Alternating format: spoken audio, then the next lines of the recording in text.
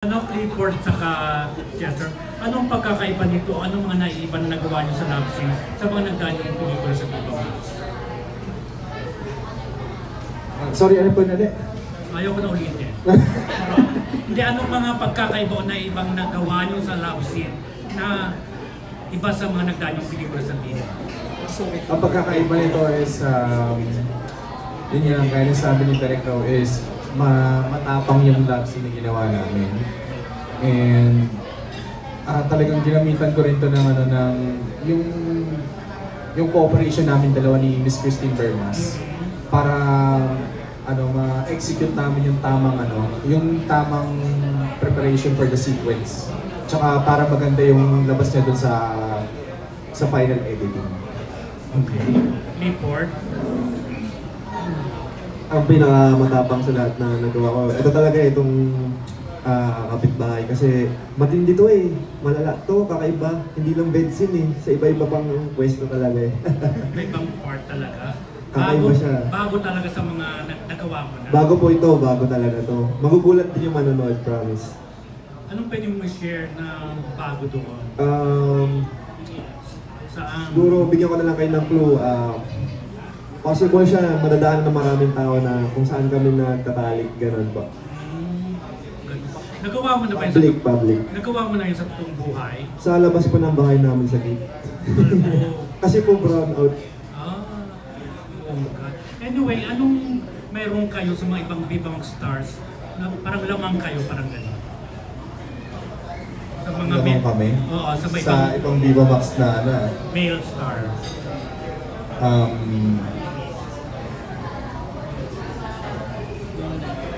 Ang ganda ng tanong na yun Ikaw ang muna pre kung sumagot nito.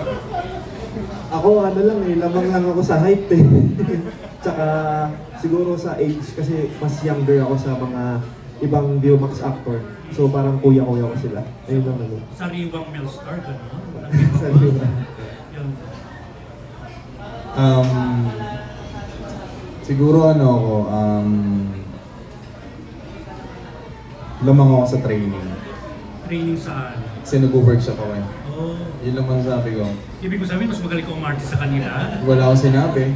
Lamang lang ako sa training. Yun lang masasabi ko. Training sa workshop. Oh, yun lang masasabi ko. Anyway, Thank saan you. kayo nakaka-relate sa ano na to? Sa istorya ng pelikulang ito? Nakaka-relate ako kasi yung character dito ng General is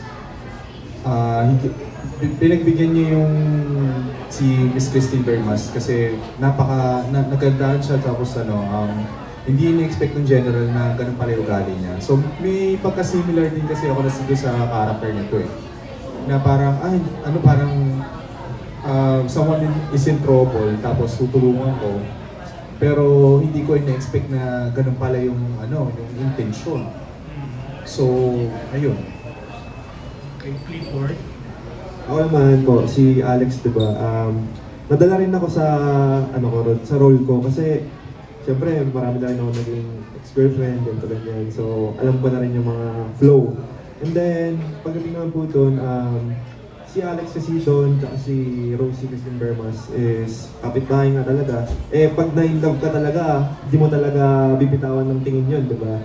So, parang nalabat first sight si Alex doon hanggang sa tinry niya kausapin, dinidiskartehan niya na ginagawa niya ng paraan na kung ano-ano, ginagamitan niya ng talino. Tapos, ginagawa niya lahat ng best niya. Kung ano yung kailangan ni Rose, binibigay lahat ni Alex. Kasi, na-in-love siya dun eh, parang gano'n. So, ganyan ka rin sa totoong buhay. Parang gano'n na rin. Anyway, kasi yung iba parang pagkapitbahay, parang ayaw nila makarelasyon eh. Kayo ba, pabor kayo na kapitbahay nyo ang karelasyon? Depende, pero pagka gusto ko talaga, kahit kasambahay ko pa eh. Alam mo, kahit kasambahan. Mahirap yun. Mahirap yun kasi pagka kapitbahay mo, karelasyon mo, alam niya kung saan ka pupunta, alam niya kung kailan ka uuwi. So, hindi dapat niya alam yun kasi pag alam niya na yun, baka ilak ka niya. Di ba? Mahirap yung ganun. So, hindi na lang. Ikaw direct, okay lang ba sa'yo na kapitbahay mong relasyon mo? Takot. Diba? Kasi nakakatakot po yun. So, siguro. Na-experience mo na raw ba dire? Hindi ka kaming bahay, kaya ka-floor. Kaming ibang floor. Kumakatok na lang. Bigla na lang kumakatok. Medyo gano'n, nakakatakot minsan. Anyway, direct, sino pang Viva Max to ang gusto mo i-direct? Sino pa? Kahit naman po sino, okay lang. Ibigay sa akin. Won't take it. Pero siguro, if you have given a chance, I would like to work with, of course, Azzy.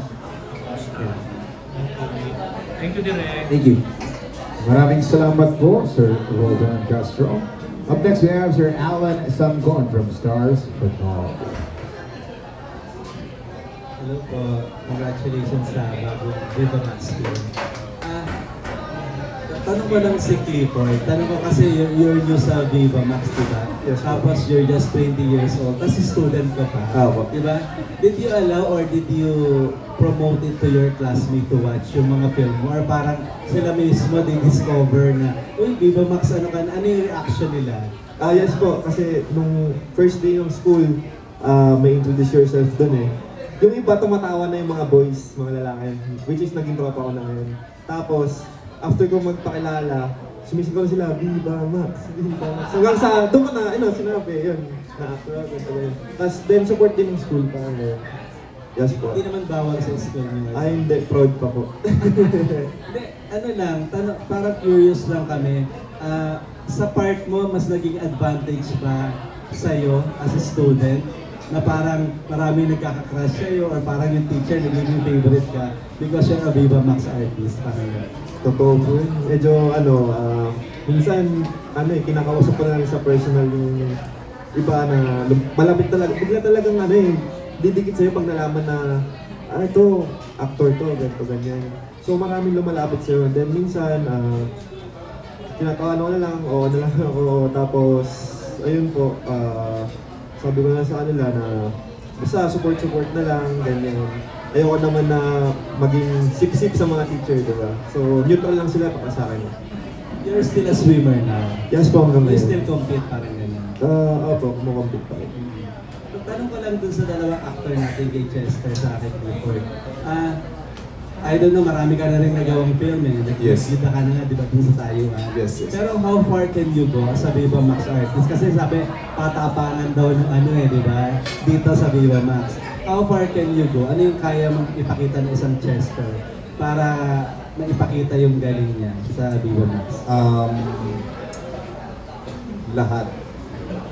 Lahat ng kaya kong i-provide sa isang project. Lahat ng kaya mong ilabas. Lahat yung most likely yung mga bagay na specific techniques na pwede kong i-show up sa isang film. Hindi lang din kasi sa daring parts. Kaya ko din kasi yung sa mga parts na medyo heavy scene. Yan. Ayun po. Si Clifford naman. Ikaw bago ka, syempre. Marami ka pang tatahaking di ba? Viva Max. Ako naman po, actually, lahat naman pero ayoko lang po yung masyadong, kunyari, may part ako na ayoko lang yung masyadong nabababad sa camera.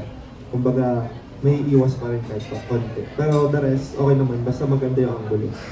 Actually, napanood ko yung sa Krisan mo, di ba? Parang meron kang BL series na Yes po. And for sure, open ka pa ba sa ganong klaseng film na may kissing scene with the boys or parang gano'n or parang stick ka na dun sa straight acting mo na girls yung ka-akseno? Okay lang naman po kasi actor di ba? Kung ano yung kailangan mong gagawin mo yung artista eh. So, okay lang po sa akin. Thank you. Last na lang kay Direk. Direk, tanong ko lang kung parang, I don't know pang ilang Viva Max film na to. Para how do you protect your artist, mapababae man o mapalalaki, na hindi ma-exploit parang gano'n dun sa mga eksenong ginagawa nila? Yun po siguro yung isa sa mga major concern para sa akin is to protect the artist. Yun yung bago gawin lahat is yun yung nakapokus ako doon. Kasi I have to make sure that on my set, everyone's professional. When we do a scene, everyone that needs to be there lang yung nandoon. And then, you make sure that they're cover up until it's like tape, and then mabilis na cover up din after ng cut.